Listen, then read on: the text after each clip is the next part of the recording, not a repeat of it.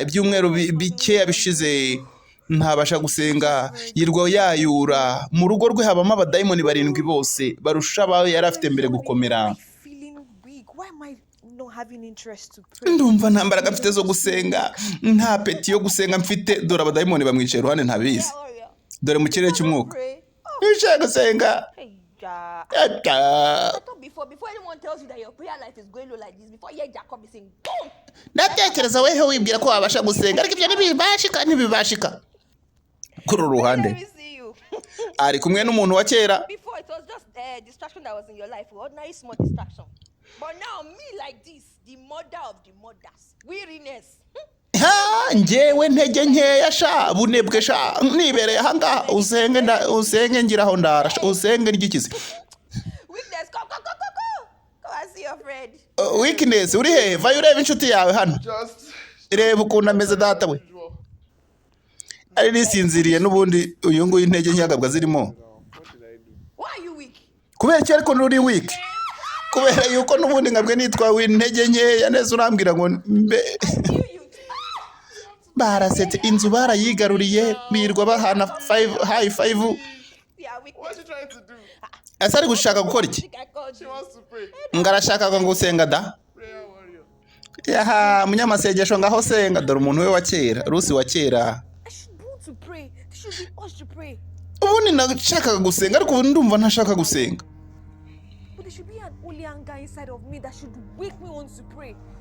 Ndumva nshaka gusenga ariko wahatisha washyiraho akabaraga. Reka mpumeke cyane nsohora umwuka nongere ninjiza undi hanyuma ngiye nsenge. 1 2 3 reka nsenge. Yarasenze mundi marasenga bari baramusika barabizi neza araziritse. Mana yanjye fataho 5. Reba amasengesho ro nkayo ngayo avanze n'ibyaha nta muntu numwe ubuyumva barimo bayacezamo. Yahise asinzira atanavuza amena. Tekereza te yewe biba mu gitondo imbuto zineza byubiba ku mama n'ikigoroba. Mbere y'uko ureba iyi filime ndagusaba ikintu kimwe, kora subscribe. Ndagusaba ikindi kimwe cya kabiri, kora like kuri iyi filime. Uzi impamvu tugusaba gukora like? Zimwe muri izi filime dukora hafi ya zose na video yose yo kuri Bibiliya TV ni video twifuza yuko abantu babona kuko zikangura ubuzima bwabo mu buryo bw'umwuka kandi zikabubaka. Igihe cyose udakoze like kuri video yacu nubwo yaba yakuryoheye cyangwa yagufashije biba bivuze ngo ubwiye YouTube yuko warebye iyi video ariko ntuyikunde. Niba utayikunze tuvuge yuko abantu 500 barebye iyi video ugiye kureba. Biba bivuze iki? None abantu 3 gusa nibo bakanze like. Byereka YouTube iki? YouTube iravuga ngo abantu 500 barebye video ariko abantu 5 bonyine nibo bayikunze. YouTube kuko ibitazi biri muri video iravuga ngo ubwo rero iyi video ntago ikunzwe, ntago ikenewe. Uzi icyo YouTube ikora? Ihita ikora iyi video ku rutonde rwa video yari kwereka abandi bantu. Ibyo bita recommendation, YouTube recommendation. Tekereza nawe umaze kureba iyi filime cyangwa se ugiye kuyireba. Nimba iyi filime igufashije yafasha na bene so muri Kristo Yesu. Kubera icyo utakora subscribe kuri channel warangiza ngo ukore like kuri iyi video hanyuma YouTube dukorera umurimo wo kuyimenyesha cyangwa kuyimenyekanisha mu bandi bantu bose bashobora kuba bakeneye buno butumwa. YouTube bibaza dukorera icyo ngicyo. Imana igumugisha. Usenge ubudasiba. Nanone nicyo bagenda batubwira. Filime ni captured gufatwa mu buryo bw'umwuka. Nanone kuri inshuro baratwereka uko byarangiye Satani nta kibasha guhagarara imbere ya Rusi, ariko agace ka mbere kare agace karangiye tubona yuko Rusi ubu ngubu bamuzaniye umuntu we wa kera. No kuva barashaka kubyutsa wa Rusi wirari, wa Rusi ugikunda ibyisi, wa Rusi ukunda gusohoka, wa Rusi ukunda rwose ibyo muri ubu bugingo, wa Rusi uhora mu mahouse party rwose, wa Rusi utwika. Niwe bashaka kubyutsa kugira ngo barebe ko banesha. Baratwereka ikirere cy'umwuka, the spirit realm. Nanone bakakwereka Rusi yigaranzuye, inzu ye yongera ifunga mu buryo bw'umwuka. Distraction nta kintu yakora. No kuvuga birantega hangaha distraction, ariko distraction ni nk'umurimbuzi nanone. I know she has gone back to her post. Ndabizi neza yagarutse mu mbaraga ze. Satani ngo uhuriyeho bamukubise hasi aracyahicaye. Everyone, now. Ndashaka umwe wese abihagurukire noneho ntago tugiye gukora twese noneho. Wibuke dore diamond weakness ni intege nke, weakness ni ugucagagurika cyangwa kumva udafite akatege na kamwe, na prostitution ni ukwimurira uyu munsi kwimurira ejo icyari uyu munsi. Ni mu mwitegereze urugi yararufunze umuturage yarareba ukuntu yabigenje. So what are we going to do now? None turakora iki? Let's go, Jare. You are becoming with procrastination and this thing is morning. Ibyiza nuko wazanye no kwimurira ejo icyari uyu munsi, ukaba wazanye na ntege nke n'umunaniro wo mu magufwa byose mukaba mwazanye. Mureka turebe ukuntu twakora gahunda. Boss. Nyakubahwa. Hari umuriro w'agatangaza. We prostitution ntushobora kumva umuriro wari uhari. Byari bikomeye cyane, ntago hari ahantu hahagarara amandoga. Ibyo nibyo uvuze weho, nta n'isoni uravuga ngo warufite ngo umunaniro. Barahondaguye distraction bari bamwishanga.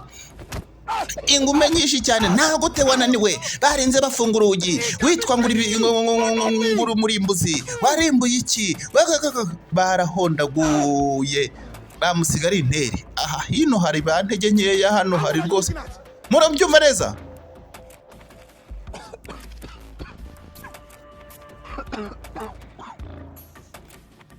Bamusize yarwaye inkorora y'igituntu rwose ahangaha. Baragifata begezeza ku nkingi kugira ngo akurikire inama, ariko inguma ari hano kubera yuko Rusi yabashe kuba yafunga icyumba cye kandi yari we basize muri icyo cyumba ngarinde. N'undi munsi nta n'isoni. Misiyo yakunaniye. Should I go? Ese uko ko njye kureba Bayo? Is this a good idea? Not. Ndumva atari igitekerezo cyiza. Bayo twakunanaga ntarakizwa. Ese njye kureba Bayo? Nanone Bayo ni wa muntu bakunanye bakira abapagani kera. Iyo Satani abonye yuko atabasha ibihe byawe byo gusenga, abyutsa ba bantu ba kera mwajyaga mukorana ibyaha kera. Bayo yakomeje guhamagara. Satani yabyise ngo ni umuntu wa kera. Bibiri ikavuga ngo mwirinde umuntu wa kera, mwirinde Adamu wa kera. Mu gitabo cy'umugenzi bamwise Adamu wa kera. Mwirinde uyu muntu wa kera ushaka kubazana muri bya bindi mwajyaga mukora kera. Procrastination nanone ni ukwimurira uyu munsi cyari ejo. Spirit urimo hano ni mu kirere cy'umwuka barimo baganira. Is that Janet lady? I think she's the one that is covering. Exactly. Nibyo rwose, ibyo uvuze nibyo rwose. She is the problem. Iya umvuga program iteye. Janet is the problem. Janet niwe kibazo. This one that you are all dressed up. Ndabona wambaye neza rero. Actually have a date to find. Urebye nta kibazo. But quick one. The Lord asked me to tell Mu byukuri nihuse. Mu byukuri urugi rwawe rwo mu buryo bw'umwuka rwarongera rurafungwa ubu umeze neza mu buryo bw'umwuka. Urakoze rwose Janet. Nukuri urakoze mwuka wera. Mu byukuri najyaga nshaka gusenga nkumva sinzi bimfashe, nkumva ndi guhondobera, nkumva ndi gusinzira, nta kintu rwose numvaga kimeze neza. Yo kumana nanjye warakoze. Ariko ndashaka kukwihanangiriza.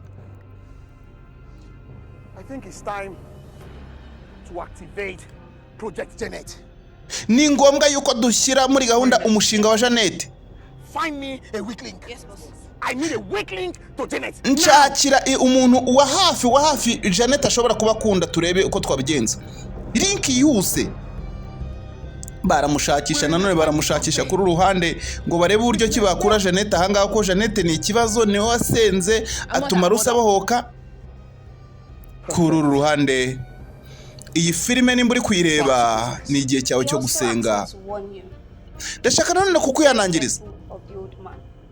Wirinde umuntu wawe wa kera. No kuvuga ngo iyo umuntu wawe wa kera agarutse mu buzima bwawe, be very careful and sensitive. ibyo bintu rwose bishobora gufunga urugi rwawe rw'umwuka nanone ukumva ushatse kuba mu mimerere nk'iya kera. Ahubwo reka nkugisha inama urebye hari Sorry, please. I need to pick this. hari ibyo yaragiye kumubwira bya egise we nanone ariko telefone irasona. Yego How? bimeze bite? At the hospital already? Yageze kwa muganga ubu ngubu? Tell me right away. None abadayimoni uranyihanganira? And she has been rushed to the hospital. I'm so sorry. Mama wanjye agiye kwa muganga. Please do. Wibuke niwe wari bumugira inama yo kutajya kureba bayo, ariko none ubu ngubu bahise rwose bamuteza uburwayi nyina bararwaye. Tugaruke kuri Project Rusi cyangwa se umushinga kuri Rusi nanone turebe. You did a good job. Ukoze akazi keza aho ngaho rwose. You know I told you I was going to unlock the old man the other time. Urabizi neza yuko cyagiye navuze ngo ngiye kuzana umuntu we wa kera. Bayo, where are you? Bayo, where are you? Bayo uri hehe? Bahise badayimoni babwira Bayo kugira ngo ngira muhamagare. Seamless for us to access her. Sure, sir. Well done. Thank you, sir. Thank you, sir. Good job. Warakoze rwose. Warakoze kuba waratumye rwose bongera kuba bahura nanone kuri inshuro. Old man. Muntu wa kera uri hehe? Welcome, old man. Dore Rusi we wa kera. It feels so good to be back. I thought I was already Ubu ni ubuzima bwa Rusi bwa mbere yuko yakira Yesu bwitwa old man cyangwa se umuntu wa kera. We've been locked out of Ruth's life. Dore rero twarafungiranywe umuntu wa kera. Ndabizi neza uzi Rusi neza. Into our life. Ndashaka winjire mu buzima bwe. Uzi ubuzima bwe neza kuturusha. Help us gain access into our Ngaho genda ukore ku buryo twese urabyumva neza. Yego in and out. Rusi ndamuzi imbere n'inyuma. And I'm already germinating inside of her. Ndamuzi rwose mbasha kwinjira mu buzima bwe ku buryo bworoshye kubera ko Here I am. yari ngiyewe kera. Uyu ni Rusi wa kera. Dore nanone bari kwibutsa Rusi. Of the old man. Wirinde cyane umuntu wa kera. Nanone I shouldn't be seen by you. I'll block him. Block him. Why? ariko se kuki wakwitandukanya na Bayo? Dore uwo baganira ni wa muntu we wa kera. Bayo is not saved. Bayo ntagakijijwe. You want to preach Christ to him. Ariko genda umubwiriza ubutumwa bwiza genda. You're just going to a restaurant. It's not a sin. None se ubundi ikindi muri buhure muri restaurant nta cyaha kirimo. Ubwo se kujya muri restaurant You're not going to Bayo's house. washa ntabwo uri bujye mu nzu yo kwa Bayo. Just going to the restaurant to talk. Ese wamungane kujya kuri restaurant umuntu akika tukaganira gusa ibyo ari ikibazo kibirimo. Umva ko Rusi ari gutekereza umuntu we wa kera ni uri kubyutsa. You're outside. Wamaze kugera hanze? Reka nze tugende. Nanone dore uko Rusi yagiye abanyamipango bo barahangaha. Let us view into the activity of Ruth's life already. Reka noneho tugaruke ku mushinga w'ibyo Rusi agiye kuba yakora muri ibi bikorwa. Agiye kubonana na Bayo inshuti ye ya kera ntago ikijijwe. Uwo babishinze hariya nanone Why are now in the restaurant? ndabona Bayo na Rusi bageze muri restaurant. No. Master, she's preaching Son of Man to him. Don't worry, it's all part of the plan. We think she wants to preach to him. Yagiye avuga ngo arenga ari bumubwirize ariko ibyo no ukubeshya ibyo ntago tubifite muri gahunda. I need you to intensify the urge to sin by your right now. Are you following me? Intensify. Ndashaka yuko ugenda ukamugarurira mu mutwe we bya bihe byabo bya mbere by'ubupagani byose ukuntu basohokanaga basomana bagira gute. Ndashaka ko ibintu by'amarari bya kera mbere y'agakiza byose ubigarura mu mutwe we nuko mbishaka. Ibintu byose byo kwikinisha ibyo gukora iki byose ubigarure mu mutwe wa Rusi. Bya bindi byose urumva muntu wa kera. Ibya bintu byose by'umwanda yajyaga akora atarakizwa ubigarure mu mutwe we. Aha ngaha turaza kuba tushoboye gahunda rwose. Wese uko ubyumva weho kwimurira uyu munsi cyari ejo we nako kwimurira cyari uyu munsi prostitution. Ari ibigambo biba binakomeye. In all that you do, make sure Bayo takes root home. Listen. Umva muntu wa kera ukore ku buryo Bayo ari butware Rusi mu rugo. Urumva bagere mu rugo. Do this well. Gora ibyo bintu neza gahunda mission yikore neza muntu wa kera. Yes. Komeza utarakinga ukuntu biri kugenda utubwire. Master, they've arrived at Ruth's house. Oh yewe urabona ko banezeranwe rwose. Aha, buretse nkubwire. Master, Bayo is saying goodbye. Bayo se ko mbona seze bigenze biti? Master, he's already leaving. He can't leave. Ntaga gomba kugenda. Muntu wa Bayo kera. must not leave the house. Gute ushobora gutuma agenda? Okay. Bayo is back in. Nice. Bayo yaragarutse. Good man, well done. Master, Ruth just dropped that bag. Yewe birasa naho Bayo amutwaje bag. They just hugged. Yewe barahoberanye. Si wumva ahubwo? What's going on? Ntabwo ushobora kubyemera. Uzi ko basomanye we. Yewe we. Aha, aho ngaho to abadayimoni hano barishima ku rundi ruhande. Bimeze neza. It's intensifying. This is so intense. Ntabwo ushobora kubyumva. Which is undressing Bayo. Yewe. Master. Basa naho bari gukuramo imyenda hano ku rundi ruhande. Ibi simbyizeye. Abadayimoni bategereje kumva ikirakurikiraho. Just penetrated.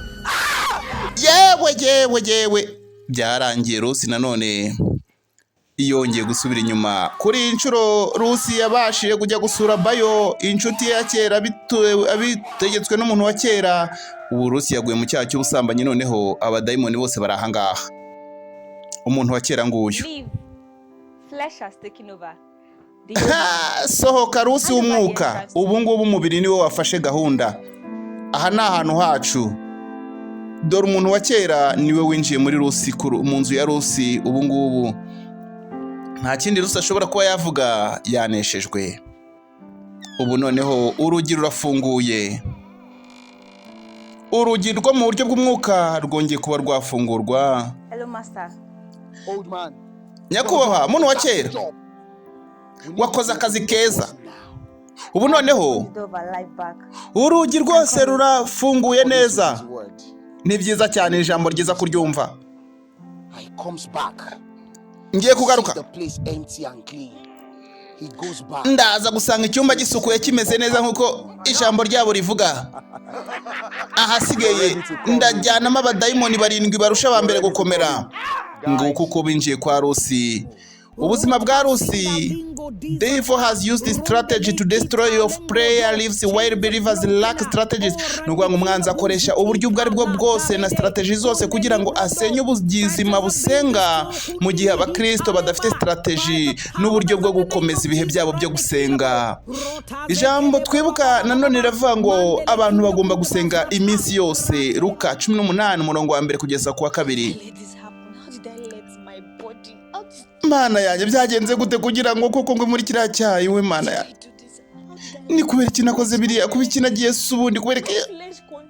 Nanone ubu ngubu ahangaha natekerezaga iki kweri? Yarongera arafatwa, yafashwe magwate mu mateka, dore uko ameze mu isi y'umwuka. Araziritse, ari ahantu hamwe, nta kibasha gusenga. Few weeks later, ibyumweru bikeya bishize, ntabasha gusenga, yirwa yayura. Mu rugo rwe habamo abadayimoni 7 bose barusha abawe yari afite mbere gukomera. Ndumva nta mbaraga mfite zo gusenga, nta peti yo gusenga mfite. Dore abadayimoni bamwicaye iruhande ntabizi. Dore mu kirere cy'umwuka. Nshaka gusenga. Before anyone tells you that your prayer life is going low like this, before you hear Jacob is saying, boom! Natekereza wehe wibwira ko wabasha gusenga, ariko ibyo ntibibashika. Kuri ruhande ari kumwe n'umuntu wa kera. Before it was just a distraction that was in your life, ordinary small distraction. But now me like this, the mother of the mothers, weariness. Njyewe ntege nkeya sha, bunebwe sha, nibereye ahangaha usenge ngiraho ndara, usenge ryikize. Weakness, go. Go and see your friend. Weakness, uri he? Va urebe inshuti yawe hano. Reba ukuntu ameze data we. Ari nisinziriye n'ubundi uyu nguyu intege nkiyagabwa zirimo. Why are you weak? Kubera iki ariko nturi weak? Kubera yuko n'ubundi nkabwe nitwa intege nkeya, neza urambwira ngo barasete inzu barayigaruriye birwa bahana 5 high 5. What you trying to do? Asari gushaka gukora iki? Ngarashaka ngo gusenga da. yaha munyamasengesho ngaho senga dore umuntu we wa kera Rusi wa kera I should want to pray. They should be urged to pray. ubundi nashakaga gusenga ariko ubu ndumva ntashaka gusenga. But there should be an holy anger inside of me that should wake me on to pray. Ndumva nshaka gusenga ariko wahatisha washyiraho akaparaga. Breathe in. Reka mpumeke cyane nsohora umwuka nongere ninjiza undi hanyuma nge nsenge. 1, 2, 3 reka nsenge. Yarasenze mu ndi marasenga bariya baramusika barabizi neza araziritse. Mana yanjye fataho 5. Reba amasengesho ro nkayo ngayo avanze n'ibyaha nta muntu numwe ubuyumva barimo bayacezamo. Yahise asinzira atanavuza amena. Tekereza te yewe jamana yanjye. Ariya nanone hari weariness hari na weakness. Weariness nuko umva unaniwe amagufwa atameze neza wumva uhondobera mu gihe weakness ari intege nke. Abo nibo bari kumubyina inyuma hino hicaye umuntu we wa kera. Kubera yuko ari wafashe iki cyumba niwe ufite imfunguzo mbese wa Rusi w'umupagani niwe uri gukora kuko niwe wanesheje ubwo uyu mukobwa yagwaga mu cyaha cy'ubusambanyi. I'm so happy to hear that. No kuvuga ntaje Distraction and procrastination. ariko se ubundi umurimbuzi no kwimurira ejo icyaro uyu munsi bari hehe? Ubwo ni distraction na prostitution bari hehe ubundi abo ngabo? Dore Rusi waramutse? Umeze ute uyu munsi? Yes, I'm at home. Ndi mu rugo.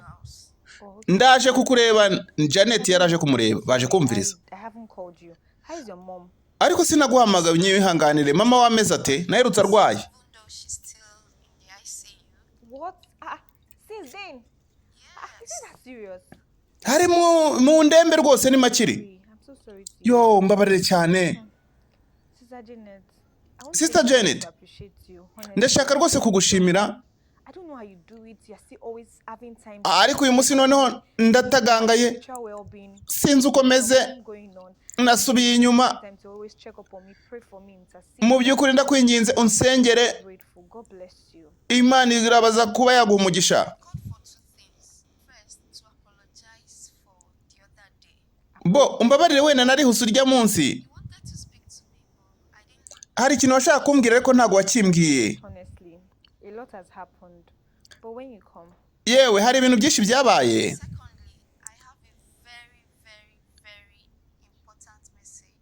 Mu by'ukuri mfite message ikomeye cyane y'umwuka nanone nshaka kuguha. Bari yabumvise ngo message ubutumwa bwakoje. Ndashaka rwose umwuka wera yambwiye ngo arashaka ko muvugana nanone. honestly, I actually desire a relationship with the Holy Spirit. Mu by'ukuri nanye nifuza kubana na mwuka wera ariko Just the way you do. But it just seems difficult.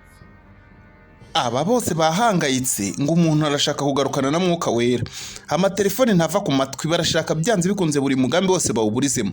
Okay ma, I'll be waiting for you. I'm at home. Ndagutegereje yewe we uriya mukobwa araza ha turabaho duti. Uyibuke muri filime turi kubareba bano bose bana abadayimoni nyuma Rusi ni uri ahangaho. Nyakubaho umeze ute mubiri? Are you aware that Janet is bringing a message? Uzi ko Janet agiye kuzana ubutumwa? This message must not get to Ruth. Ubu butumwa bushobora ntago buturutse ku mwuka wera bityo rero biraza guhindura ubuzima bw'uyu mukobwa. Have any idea? Any plan? Nta gitekerezo nta mugambi ufite. Nanone Suggestion. I'm a master strategist. ni ngewe rwose I would plan something. ndashaka gutegura ikintu kimwe. Master, I'll call you back. Ndaza ko banaguhamagara nanone.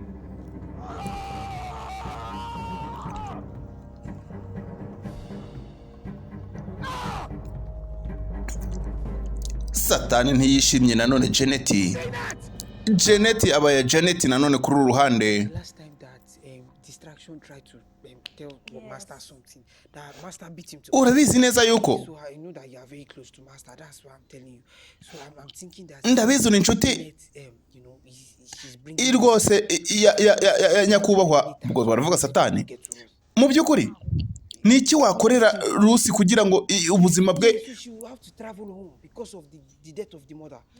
buriya wabwiye bosi bakica nyina wa Rusi n'ubundi kari muri IC nyakubahwa twagize umugambi dufite umugambi rwose kuri uruhande urakoze neza ufite umugambi mwiza rwose muntu wa kera yego mwica nyina arahita ajya gutabara gahunda yo kuza mu rugo arabayihinduye nanone ku rundi ruhande ahamagara urupfu ushinzwe urupfu ni spirit of death ku rundi ruhande nguwo n'ikigofero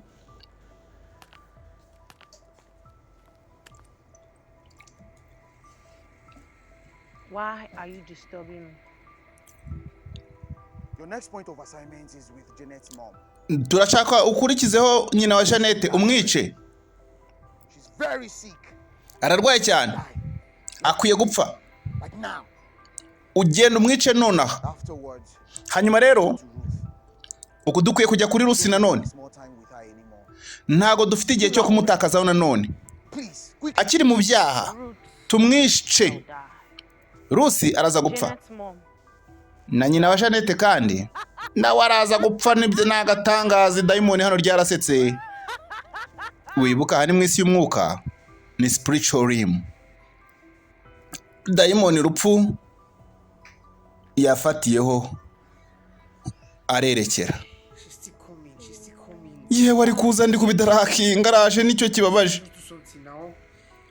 ari kuza kuki ari kwirukanka cyane ariko ubundi agiye kugera hano n'ukuri kw'Imana ngo wowe Janete yari yaje ngo hari icyo umwuka yari yaramubwiye ariko kuri uruhande yari yaje yihuta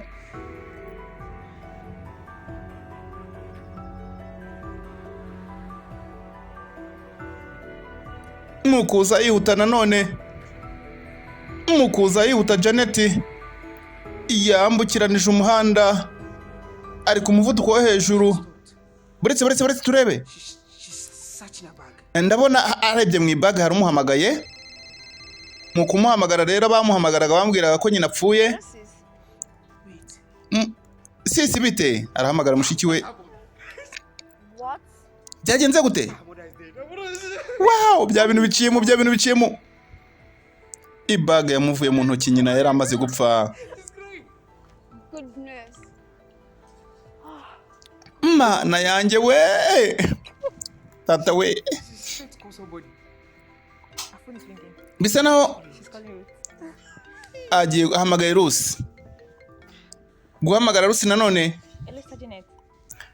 Janet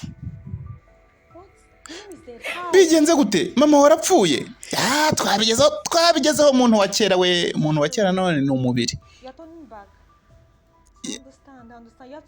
yo ndabyumva ukwiye gufata urugendo ukajya kumureba urakoze byose buri muri gahunda ya satani dore cya prostication dore niko kwimurira ejo ibyaro uyu munsi ngo uri inyuma ibi nibyo ibyaro uyu munsi rwose babyimuriye ejo dore ukuntu byibabarishijwe Imana yanjye yo yasubiye inyuma nyina yari yitabye Imana izi zose ni gahunda za satani yewe tubigezeho umuntu wa kera tubigezeho Bana yanjye ushyira ibintu mu nzagihe nawe aranezerewe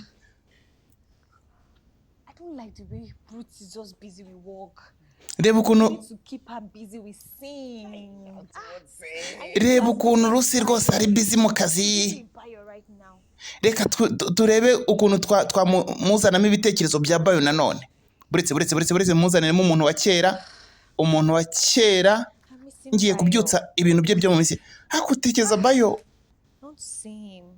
nshaka kongera kubona Bayo rwose mana yanjye ukuntu ameze n'umwana mwiza data urupfu yarakomeje urugendo nanone n'urwo ngurwo nkubwira we ureba iyi filime ngo ni filime yo kugukangurira kugira ibihe byo gusenga, kuko nimba wicaye mu isi y'umwuka ntibajya bicara. Mana yanjye, reka mpamagare Bayo, dore hariya rwose ba prostitution hariya kumwe na mugenzi we. Yes, I'm fine. Ya, meze neza cyane. Where are you? Uri heza? Oh, you're around my area. What was happening there? Bimeze bite? So you didn't even come. You don't want to see me. Ntago yize umpamagara bivuga ko ntiwashaka kumbona. Ndi mu rugo nyine. Please come. Vayo rwose. Okay, I'll be expecting you. Ndaza kuba nkutegereje. Arongeye yihamagariye Bayo. Bitewe n'iki? Aha nta mwuka wera uhari. Umuntu we wa kera ni uri gukora. Mu isi y'umwuka araziritse. Nta butwara afite, nta kintu yakora. Satani niwe umuhozaho ijisho. Bayo agiye kuza. Mu by'ukuri agiye kuza. Ni uko manze kamufungurire. Mu kujya gufungura. Mana yanjye Bayo nsanze meze gutya se. Haje Janet. Janet ni uje. Mana yanjye. Birabatangaje bose. Umwuka wera yagaruye Janet. Umwuka wera yambwiye ngo ngaruke. Nari ndimo ntaha. Janet. Yego umwuka wera.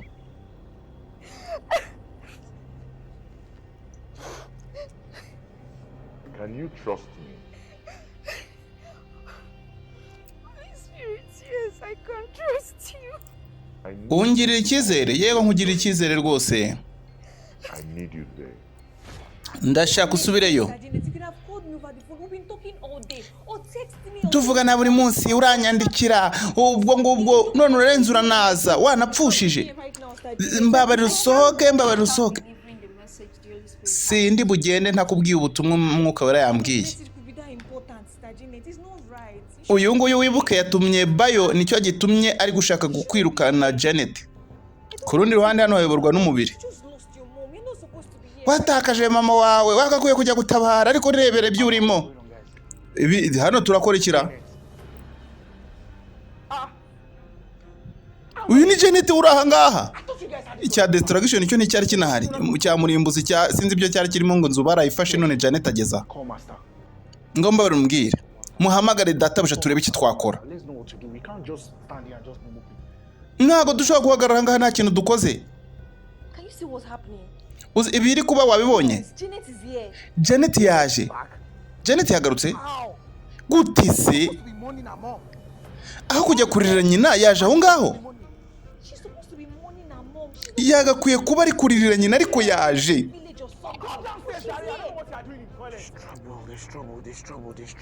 Ni ibibazo. Message ni iyi. Mwuka wera yavuze ukwiye akeneye kuvugana nawe. Umwuka wera urabizi neza ko ibihe byanjye byo gusenga ntibikibaho. Ngo none akeneye ibihe akeneye rwose. Uri bwigiye nakubwiraga? Uzi icyo nshaka kubwira? Igihe cyawe wagendaga tutavuganye. Ni igihe agiye guhura na Bayo. Ni biki byabaye mu by'ukuri? Kubera ibi byabaye ntago nkibasha gusenga. Inshuti igihe cyose ngerageje gusenga nibwo nsinzira, nibwo mpondobera, nibwo mpirimanga. Narasenyutse muri njyewe. Sinkishaka gusenga, buri gihe ibihe byo gusenga mbyimurira imbere, nta mwanya wo gusenga ngira ibintu nk'ibyo. Mfite ubunebwe ntazi, rwose mba numva gusenga bitanesheje. Mu by'ukuri icyo nshaka ni ibihe byanjye byo gusenga, kwiga Bibiliya kwanjye n'ibindi byose. Umwuka wera ashaka ko muvugana. Gute se byawuca mu zihe nzira nyine kari byo nkubwira yamvugisha biciye hehe kandi wumva ukuntu nahenebereye? hehe mu buryo buhe gute? Speaks and is very real. Umwuka wera aravuga I can feel his presence right here with us. ndetse ubu ngubu ndi kumva umwuka wera ari hano hantu. Hehe Janet, Ask her who Bayo is. mubaze ngo Bayo ninde? Ese ubundi Bayo ninde? Bayo, How did you know? ubimenye ute? I must have mentioned him to you. Umanza narabivuze he ubushize. To you when we were talking the last time. I mentioned him. Umanza naramuvuzeho niyo mpamvu. Tell her Mubwire she committed sexual immorality with Bayo. yasambanye na Bayo. And since then, she's been feeling self-contempt. Guhera icyo gihe yicira imanza. Blaming herself. I will forgive her. Mubwire rwose ko ndamubabarira Ask for forgiveness. kubera ko mfite imbabazi nyinshi. Committed sexual immorality with Wasambanye na Bayo. Nanone hano and the Holy Spirit asked me to tell you. kandi umwuka wera arambwiye ati Ask for forgiveness and he will forgive you. saba imbabazi urababarirwa.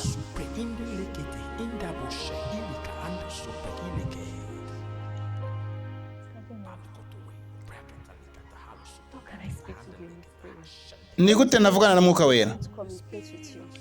Arifuza kuvugana nawe. Talking to me. Talk to him audibly. And Vugana nawe, mwuka wera aravuga ariho. you know what, Sister Ruth? Urabizi Rusi? I have to attend to family. We'll talk when I get back. Nkwiye kujya mu muryango. Ariko umwuka wera ari hano. Ninde ukubwiye ngo uyivugane na mwuka wera? Uvugana na mwuka wera ute? Uwaho dore hariya ni mu isi y'umwuka. Dore biranze rwose hariya Satani ntiyishimiye ko Rusi agiye kuvugana na mwuka wera. Bivuga ngo mu isi y'umubiri Rusi agiye gusenga avugane na mwuka wera. Aha ngaha mwuka wera yageze hano hantu nanone ntibyoroshye. Janet aragiye ariko hano nanone hari presence y'umwuka wera. You must not speak with the Holy Spirit. If she does, Dore agiye kuvugana na mwuka wera. Turi bukora iki? Uyu ni Rusi wa kera. Uwo ni prostikinero nanone. This is not time for us to panic. Ni ntago ari igihe cyacu cyo gupanika. Mutekereze mu buryo buri smart. Can you be useful? Can you just go there and make her procrastinate? Ukore ngiye gukora ku buryo bino bintu nabyimura ikindi gihe. N'ubundi ni you are here. mwuka wera uri hano. Holy Spirit, can you hear me? Mwuka wera ushobora kuba wanyumva. Procrastination. She must not. Kwimuriraje ibyaro uyu munsi kwinginza ibyo bintu byo kuvugana na mwuka wera na reka bivu uyu munsi bigiye ku wundi munsi. This must not happen. Ibyo ntibikwiye kubaho rwose kavugana na mwuka wera. Ariko se Rusi we, The Holy Spirit is not a rushing spirit. ntago ari igihe cyiza cyo kuvugana n'umwuka wera pe. You don't have to even ask him now because everywhere is noisy. Kuko hano hari urusaku. Like 12 a.m. Tekereza uramutse ufashe nk'urugendo ukajya mu biti So that I can hear the still small voice. ukumva ijwi rituje ry'Imana. And because of proper bonding time, you can even like maybe shift the meeting till like Wabyimura so that you spend Friday. ukabishyigeza shyira nko muri weekendi ahantu uzaba utuje ufite umwanya uhagije. Urabyumva ute? I'm even thinking that Uratekereza iki? retreat. Maybe we can push it to Ibyo bintu byaba ari byiza, byaba ari agatangaza. Ese uravuganira na mwuka wera mu rugo. worship with the Holy Spirit and just do you understand? Icyo gihe urabyumva neza. Uri nko mu busitani ahantu mu The burabyo. Holy Spirit will always be available for you. Don't you think so? Erega umwuka wera azahahora iteka bari kumwe nawe. I mean, I can always wait till public holiday. I'm going to have enough time. Baratsinze hano ku rundi ruhande baranezerewe. Arashaka rwose ngo kubyimura ntavugane na mwuka wera uyu munsi. Where's Weariness? Holy Spirit, so I'll have enough minutes Ariko we, to have a conversation with you. uha undi w'ubunebwe ari hehe? Since you want to talk to me, so we'll have enough time. Dayimoni w'ubunebwe hano baramushatse baramubuza aho yagiye ntago bahazi. There won't be any form of excuse or Ariko say that yes, it's me and you. I think that's better. Bamushatse bamubuze. What's your problem? Nawe yari yasinziriye. Mu gusinzira rero hari bitari bukoreke neza muri Rusi. Nanjye bwageraye natagangaye kandi ubundi uri ugutagangara. dayimoni gutagangara wari watagangaye uti Death is on our way. Procrastination has done a fantastic job. no kuvuga We cannot end there. kwimurira ejo cyari uyu munsi akoze akazi keza cyane I need both of you. noneho weho nawe ndabakeneye Sure that this lady, before death comes here, she's wicked. mbere y'urupfu rwe mukore ku buryo abafite intege nkeya apfire mu byaha Don't stop until death gets here. kubera yuko rupfu ari mu nzira za yavuye kwica nyina arigomba ku nyina wa Janet araza kwica n'uyu nguyu Get to work. Let's do this. mujye mu kazi buri umwe wese urupfu nawe inzira ni umuhanda ni umuharuro ni ukuza kwica Rusi kandi agapfira mu byaha baramuhuhera uyu nguyu barahuhera uriya rwose n'intege nkeya nabonebwa icyarimwe ntago rwose bamusiga Rusi dore uko yahondobereye gutyo mu guhondobera ariko mu isi y'umwuka ari gukubitwa gute yatekereza kuvugana na mwuka wera gute ni gute watekereza ugatekereza dore uko yabaye mu isi y'umwuka yarakubiswe mu mubiri umurebye wamusanga wenda kuri za TikTok arapostinga kurusha abantu bose bakata umuziki hirya no hino ariko mu mwuka yaranogonotse nta cyaha na kimwe adatinya inkoni za satani zimuhoraho ari mu buretwa ubuzima bwe buri mu bibazo nanone Sorry, I couldn't come earlier. yewe ntago naje nzindutse But I'll come with the first flight tomorrow. ariko nzagerageza kuza mu mwanya wawe mu gitondo kare ejo mu gitondo kuri ruhande Okay. I'll see you tomorrow. tuzabona nejo nanone Alright. Abatesalonike ba mbere 5:16-17 musenga ubudasiba umwuka wera yaramutangiriye nanone kuri ubu ntarajya gushyingura nyina umwuka wera arashaka ko akiza ubugingo bwa Rusi dore umwuka wera aho yicariye Yes, Holy Spirit. yego mwuka wera I still need you to go back and pray with Ruth. ndashaka usubireyo usengane na Rusi You care at all. ariko mwuka wera ntubyitayeho rwose I guess all you care about is Ruth. sinzi impamvu wise cyane kuri uyu Rusi Trust me. ndagusaba unyizere nyizera byonyine All hell is about to break loose on Ruth. ni ukuvuga ngo And I told you ukuzimu kose kwahagurukiye Rusi gap for her in this season. kandi sinshaka ko habamo icyuho mu gihe kimeze nk'iki Out the spirit of weariness, the spirit of distraction, ni ukuvuga genda mwirukane umwuka w'umuntu wa kera mwirukane umwuka w'intege nkeya umwuka wo gushyira ejo icyari uyu munsi genda nuhagera wirukane iyo myuka yose I'll do just that. wirukane n'umwuka w'urupfu reka nsubireho mbikore nanone uyu yakerewe cyane rwose barenda no kugera mu kiriyumanza benda no kujya gushyingura ntiyabonye uko ajyayo dore uko ameze Rusi mu buryo bw'umwuka hari abakristo benshi bameze gutya mu buryo bw'umwuka bashobora kuboneka mu materaniro ariko nta gihe na kimwe cyo gusenga iyo uvuze gusenga nibwo intege nke zibyuka nibwo gusinzira kuza nibwo gahunda ziza nibwo ibintu byihutirwa biza nibwo mu kazi babakenera nibwo ahantu hose ibintu byose bihita birwanya ibihe byo gusenga nashaka kugenda umwica iki nicyo gihe nanone bari kureba ko hari uwakomanze bagize ngo ni rupfuje kuko rupfu ni wari uri mu rugendo rero rwo kuza kumwica hano dayimoni wese akora ikimureba ninde uje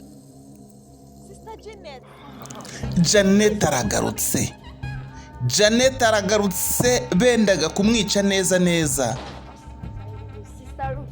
dore uko abacamo nta nubwo yamushuhuje yahise atangira gusenga kuri uru ruhande dukeneye gusenga nta kuganira barasenze ahangaha birukanye buri dayimoni yose uwo bavuze yahitaga arwara hatawe ninjye wakubise kiriya kibombe kimanje reka twishyire hamwe dupfire muri sosiyete dore uko batangiye nanone guhagarara bakarwanya imbaraga z'amasengesho ariko bitaboroheye cyane kuri iyi nshuro amasengesho yari amasengesho Rusi bagombaga kumubohoza kuko igihe cye cyo gupfa cyari kigeze kandi apfiriye mu byaha ndagira ngo mubwire mwene data mushiki wacu uri kureba iyi filime The Captured cyangwa se gufatwa mu kirere cy'umwuka, ndagira ngo umenye neza yuko tudakirana n'abafite imibiri n'amaraso, ahubwo dukirana n'imyuka mibi y'ahantu mu kirere. Komeza ibihe byawe byo gusenga, kandi nimba waracitse intege ongera ugaruke mu bihe byawe byo gusenga. Saba Mwuka Wera, fata igihe cyo gusenga, abadayimoni baraneshejwe. Ongera ugaruka n'ibihe byawe. Ibintu by'ibisitaza biri imbere mu buzima bwawe bikubuza gusenga, ibyo byose biragutandukanya n'Imana. Birashaka yuko utakaza imbaraga ukaba nk'abandi bose, ukamera nka Samusoni wogoshwe umusatsi we wose agakurwamo amaso ntabashe kuba yareba. Ahangaha imbaraga zabaye nyinshi, nanone ababiri baruta umwe, ababiri barakomezanya, nta wagiye bagendana batasezeranye. Abadayimoni bose basohotse shisha itabona, mu gusohoka shisha itabona. Inzu ya Rusi yagombaga kuba itunganijwe. Nanone nidusenga, nidukomeza gusenga tuzanesha. Bose bicaye hanze, ntawe ubasha kugira. Umuntu wa kera yarahamagaye kamere, rwose yahamagaye Satani. Ewe nta kintu twakora, umuriro uragurumana. Nanone barasenze bafashe igihe, barasenze bafashe umwanya kugira ngo nanone basenge. Barasenze, umwuka w'urupfu turaguhagaritse. Umwuka w'urupfu yaragiye kwinjira, asanga niwe bagezeho. Noneho yagize umujinya, bamukuyeho. Urupfu rudasanzwe mu buzima bw'abantu rujya ruba, abantu bagapfa bakenyutse bafite imyaka mikeya, kuko Satani abatekereza yuko bashobora kuzamuvaho ku yindi nshuro agahitamo kubica. Urupfu rw'imyaka 15, 21, 16, 19, 31 bagapfa bakenyutse. Nibyo dayimoni w'urupfu akora. Kuri iyi nshuro yaje kwica Rusi, ariko amasengesho yaramunanije. Ndagira ngo mubwire uri kureba iyi filime, ntuyirebe gusa for entertainment purpose, ahubwo uyirebe kugira ngo ihindure ubuzima bwawe, uyirebe kugira ngo ihindure, ikugarure mu bihe byiza byo gusenga. Satani yarahombye, Satani yarahombye. Rusi yavuye mu migozi ya Satani ku yindi nshuro. The Captured cyangwa se nanone gufatwa kw'ikirere runaka cy'umwuka, niyo filime twari turimo tureba. Mbabwira ngo Rusi yatangiye kuvugana n'Umwuka Wera kuri inshuro. Wari uri hehe? Iteka nari ndi hano ngiye Mwuka Wera. Wari waransize Mwuka Wera, ntago wajya kuvugana nanjye. Najyaga mvuga iteka ryose nkubwira, ariko ntago wanyumvaga. Ikirere cyawe cyo kuganira nanjye cyari cyarafashwe.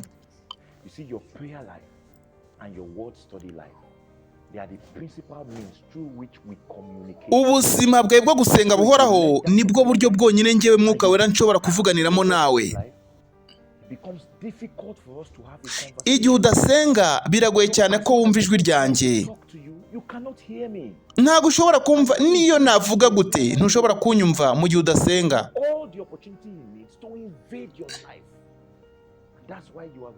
Ubuzima bwawe bwose wabuhinduye amafilime, amavideo, amatelefone, akazi, biki byose. Niyo mpamvu utumvaga ubuzima bwanjye, ijwi ryanjye.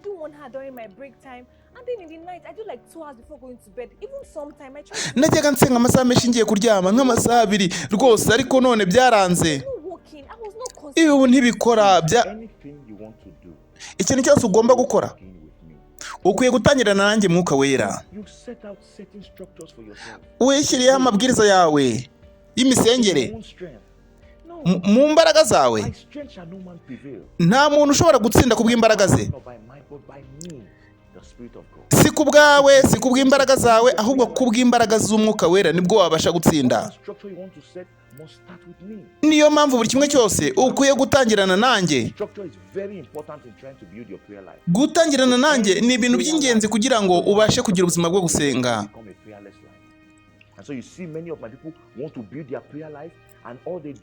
Ndabizi neza uba ukwiye kubaka ubuzima bwawe bwo gusenga. Nimba ushaka kubwubaka rero, kubera kwishyiraho amabwiriza n'igihe uzasengera. ni byiza yuko utangirana nanjye. Morning, 1 hour, afternoon, Najyaga nsenga mu gitondo, saa sita, ku mugoroba. evening, before I go to bed like 2 hours. But Holy Spirit, I was not consistent. It was not working. Ariko ubu ntibiri gukora. Nimba warabigenje utyo? What do you mean, Holy Spirit? Uvuze nguki? Modeling the life, the prayer life. Ubuzima ushaka gusengamo nubwo wagiye wumva abantu babwiriza, nubwo wagiye wumva abantu bavuga yuko basengamo, ariko kandi ubigenza gutyo. Ariko reka nkubwire ngo ibyo ntabwo bizagukorera.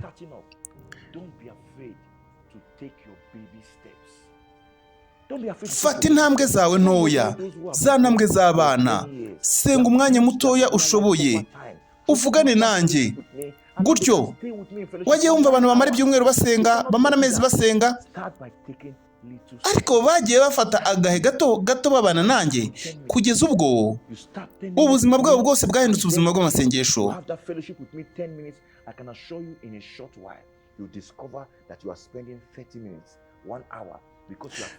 Nutangira gusenga iminota 5, 7, ndagira ngo nkubwire ngo uzagera ugere no kuri 30, no ku isaha, no ku masaha 2.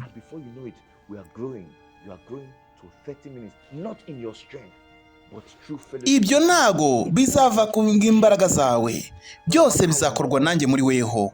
Nanone Mwuka Wera aramusobanurira uko akwiye gusenga, nyamara ariko natwe tukaba twabyigiraho. Si ngombwa gutera intambwe 10, tera intambwe ya mbere, utangire kwegera Imana mu isengesho.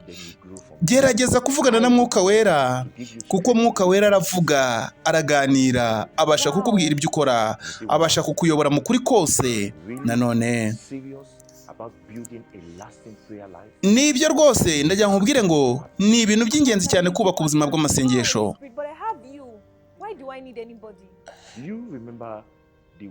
Ukeneye undi muntu wo kugufasha? Kuki nkeneye undi muntu kandi nkufite? Filime, waba wararebye filime y'intambara? Bati yego. Bigenda gute ku rugamba? Iyo umusirikare umwe aguye, undi aramufasha akamubyutsa. Yego, niko bimeze. Ibyo niko bigomba kugenda. Ukwiye kugenderana nanone hagati y'abantu basenga, babasha kugufasha. Ubuzima ni urugamba rukomeye, kandi ntabwo turwana dukoresheje umubiri n'amaraso. Dukwiye kubaho turi mu kirere cy'umwuka. Abantu benshi ntibazabisobanukirwa, ndabizi. Turi mu rugamba rukomeye. Ubuzima bwawe bwo gusenga niyo ntwari ikomeye uzifashisha. Nanone kandi ukeneye kwambara intwaro z'umwuka zose ku buzima bwawe iteka, bube hagati mu bihe byawe by'intambara.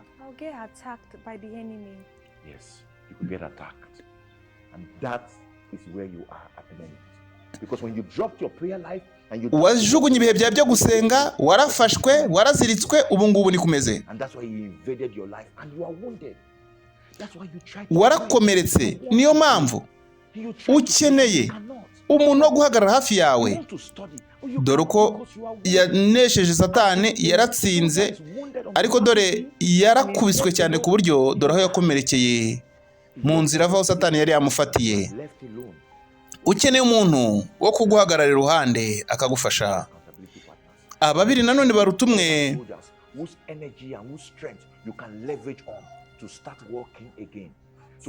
Ukoresheje imbaraga zawe n'iza mugenzi wawe, ushobora kuzongera guhaguruka ukabasha kuba wagenda mu buryo bw'umwuka. Abareba iyi filime mbabwire ngo turi kugana ku iherezo ryayo, ariko tubabwira ngo ni filime ikwigisha kugaruka mu bihe byiza byo gusenga. Ni filime yongera kugusubizamo imbaraga, ni filime yongera kugukomeza, ni filime twakoreye kugira ngo ibihe byawe byo gusenga bibe restored. Wongere ugerageze kuvugana na Mwuka Wera, wongere ugarukane ibihe byawe byo gusenga. Sister Janet, she should call her mom. But her mom is late. Bwira Sister Janet ahamagare mama we. Nanone kandi wibuke nyina amaze iminsi birapfuye, ariko Umwuka Wera wavuganaga na Rusi aramubwiye rwose ngo bahamagare mama we ngo sister Janet ahamagare mama we. God, I can't believe this. Thank you. What's the matter? Mana izi sinabyizera. Thank you, Lord. Wow. Thank you, Lord. Oh my God. Janet, I can't believe this. This feels so good. Janet ibi sinabyizera. Ibi bintu byari byiza. I just had a conversation with the Holy Spirit. Nari ndimo nganira na Mwuka Wera. God. Mana yanjye nagatangaza. It feels so good. Like, Avuga neza. with the Holy Spirit. I was speaking with him like I was speaking. Navuganaga nawe nkuko ndi kuvugana nawe. Like I was talking to someone. Like Mbese nkuko naba ndi kuvugana n'umuntu. it felt so good. Byari byiza. Nabajije ibibazo. Like every question that I had. Nk'ikibazo cyose nari mfite. Namubajije ibijyanye n'amasengesho, ibijyanye na muburakeye, ibijyanye n'iki. Namubajije. Buri kimwe cyose arambwira. Mana yanjye.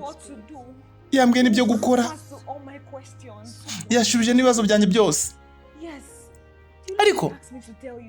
Ariko yambwiye ngo nkubwire ngo uhamagare mama wawe. Mama wapfuye. Yambwiye ngo uhamagare mama wawe. Umwuka yarambwiye ngo uhamagare mama wawe. Mama we wibuka amaze iminsi birapfuye. Yewe.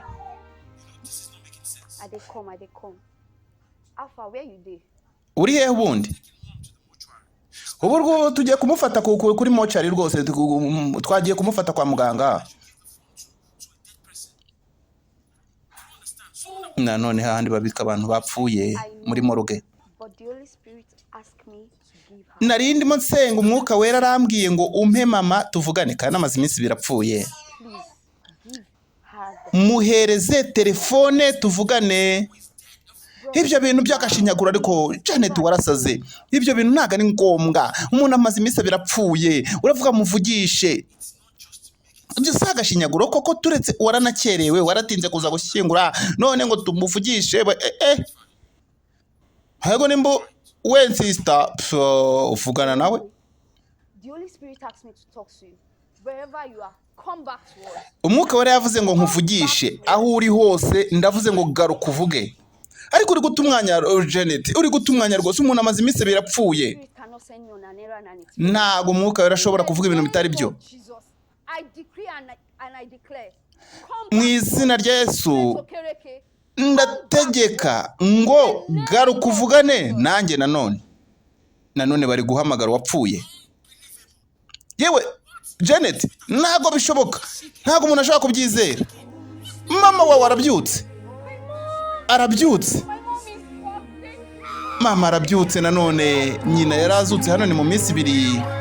Imbaraga z'amasengesho niyo filime twarebaga The Captured no gufata ikirere cy'umwuka. Umwuka Wera yaraganje hagati y'ubuzima bw'abakobwa bombi. Byarushijeho kuba byagenda neza. Buri kimwe cyose cyatakaye cyaragarutse. Imbaraga zaragarutse kubera ibihe byo gusenga. Umwuka Wera yabaye hagati muri bo nabo bakomeza kwakira imbaraga z'Imana. Tukubwira ngo nimba urebye filime ukageza ku iherezo ryayo nyamuneka dukandire like. Kanda like. Hari abantu bareba filime zacu bakanezerwa bakaduha na comment ariko ntibakande like.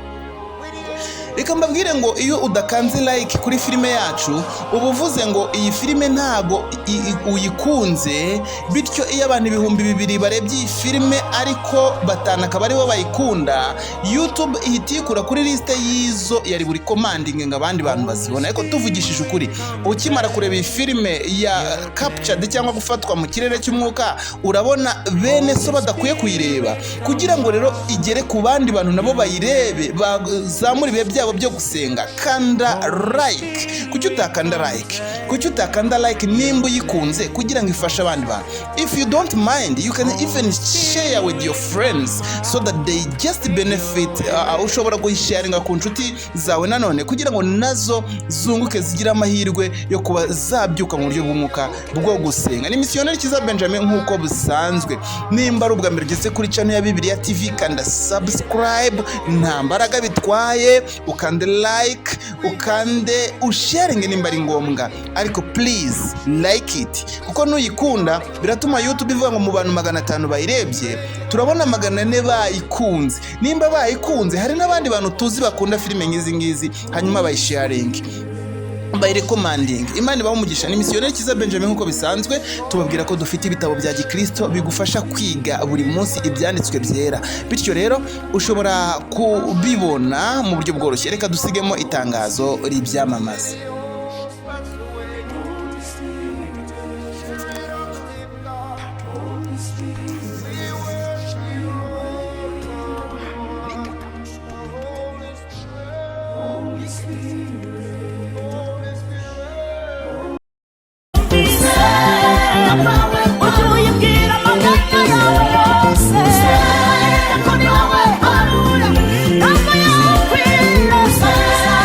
Kubwira rero yuko dufite ibitabo bya Gikristo nkuko bisanzwe dukunze kubibabwira, tubabwira ngo abamaze kubibona ibitabo twizeye yuko bikomeje kugenda bibafasha kunguka byinshi. Dufite ubuhamya bwinshi cyane yuko umuntu wari we wese wakoresheje kimwe mu bitabo byacu agenda hari byinshi yunguka atarazi. Imana rero ibahe umugisha. Dufite igitabo cy'itangiriro ku buryo bucukumbuye gicukumbura ibyabaye mu gitabo cyose cy'itangiriro. Birumvikana ko ari igitabo gicukumbuye kivuga nk'ubuzima bwa Enoke bagiye babaho batarajya musubira mu ijuru, kivuga ubwana bwa Aburahamu, kigenda kivuga ibintu byinshi Bibiliya itavuze, ahanini kubera ko Bibiliya yanditswe hakurikijwe umugambi mugari w'Imana, ntago ari akantu ku kandi. Imana rero ibaho umugisha. Nimba wifuza icyo gitabo uratwandikira kuri nimero igaragara muri description. Hanyuma nanone igitabo kindi cyitwa Inkuru zitavuzwe zo mu buzima bwa Yesu. Ni igitabo nacyo gicukumbura ibikorwa byose Yesu yakoze ariko ntibibashe kuba byakwandikwa mu butumwa bwiza. Impamvu nuko mbere na mbere Abisiraheli ntibari bwandike ibyo Yesu yakoze akiri umwana, kuko muri Isiraheli agaciro k'umuntu katangiraga kugaragara afite imyaka 30, cyane cyane imihamagaro y'ubuhanuzi n'indi yose yo gukorera Imana. Nibwo rero igihe cyabaga kigeze, muribuka ko yakoraga igitangaza cy'Ikana y'i Galilaya, yavuze ngo mubyeyi igihe cyanjye ntago cyari cyakageze. Byari hafi cyane iyo igihe cye cyo gutangira gukora, nicyo gitangaza cye cya mbere yagikoze habura iminsi mikeya cyane ngo yuzuze imyaka yemererwa kuvuga muri Isiraheli, kandi ibyo yavuzwe bikaba byakwandikwa. Bityo rero nkuko tubisoma mu butumwa bwiza bwa Yohana igice cya nyuma n'umurongo wa nyuma, haranditse ngo icyakora koko Yesu yakoze imirimo n'ibitangaza byinshi, nyamara ngibyo yakoze byose tugerageje kuba twabyandika ng'ibitabo byakwandikwa ntibyakwirwa mu isi. Icyo ni ikigaragaza yuko hari ibindi bintu byinshi Yesu yakoze ariko tutabashe kubona muri Bibiliya. Ibyo rero twabikubiye hamwe mu gitabo cyitwa Inkuru zitavuzwe zo mu buzima bwa Yesu. Uragishaka uratwandikira kuri nimero iboneka hano muri description. Dufite igitabo Ibyahishuwe na Kristo. Ni igitabo gisobanura igitabo cy'ibyahishuwe igice ku gice, umurongo ku murongo. Ntuzongere kuvuga ko igitabo cyagukomereye ngo ibyahishuwe ni igitabo gikomeye. Ntago gikomeye muri iki gihe, kubera ko ibihishwe n'iby'Uwiteka, ariko ibyahishuwe byose byahishuriwe abantu kugira ngo tubimenye tubinezererwe. Yewe igitabo cy'ibyahishuwe cyo mu gitabo nyirizina handitsemo ngo hahirwa umuntu wese usoma amagambo y'ubu buhanuzi, hanyuma ngo hahirwa n'abayumvira bakitondera ibyanditswe. Ni ukuvuga rero yuko icyo gitabo Imana yiteze ko tugisoma kandi tukacyumva. Nimba ucyifuza uratwandikira muri description.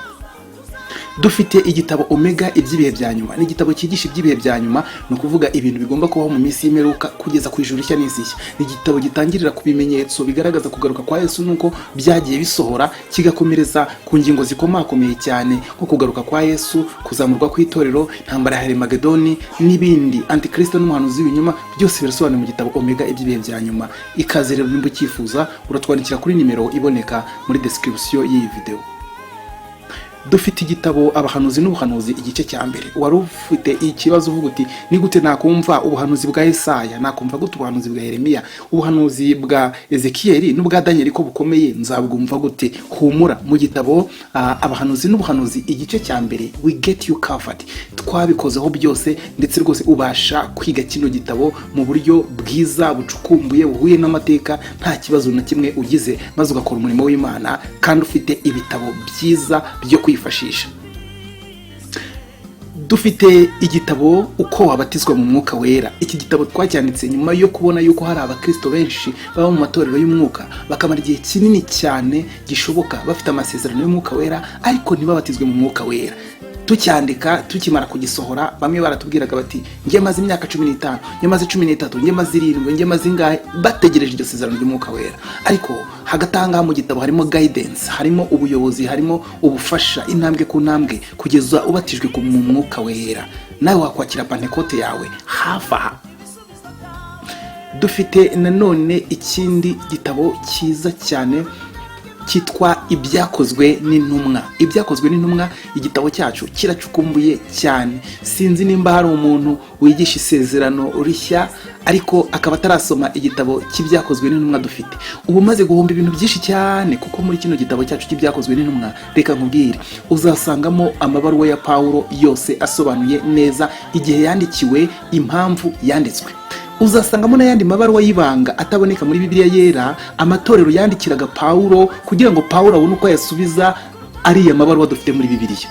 Ayo mabaruwa niyo yagaragazaga ibibazo itorero ryari rifite. Bityo iyo uri kwiga iki gitabo ugenda wumva neza imimerere iryo torero ryari ribayemo, hanyuma ukarushaho kumva izi nzandiko zose za Pawulo. Ntabwo twibagiwe inzandiko rusange, nazo ziri covered muri kino gitabo. Mbese bisa naho ari isezerano rishya mu buryo bucukumbuye. Igitabo ibyakozwe n'intumwa cyafashije abantu benshi cyane muri East Africa gukora umurimo w'Imana, cyane cyane wivuga butumwa no kunoza imyigishirize yabo y'ubutumwa bwiza mu isezerano rishya. Hamwe kandi na Bibiliya TV, ibi bitabo tugenda dutegura amasomo yabyo buke buke ku buryo ubasha kuyiga yose hano ku rubuga. Kansoze mbabwira yuko dufite nanone igitabo isezerano rya kera n'isezerano rishya mu buryo bw'incamake. Ibitabo 66 byose birasobanuye neza no kurica, no kandi video yose turayifite y'igitabo icyo cyose mu buryo bw'incamake kugeza aho zuzuriye 66. Katukubwire ko kandi biroroshye cyane kubona kimwe muri ibi bitabo kuko tubigurisha mu buryo bwa ebook. Ni ukuvuga igitabo cya electronic ubasha gusomera kuri telefone yawe, kuri mudasobwa yawe, kuri tablet yawe, iPad yawe, iPhone yawe, whatever Android device ukoresha, aho hose wasoma ibitabo byacu. Urumva rero ko byoroshye. Igihugu cyose waba urimo tukubwira buryo ki wishyura amafaranga make cyane kuri buri gitabo. Igitabo kimwe kigura $2 yonyine, $2.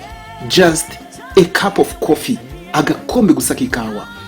Hanyuma ukabona igitabo cyawe kuri email yawe, ugatangira kwiga ibyanditswe byera ukaguka.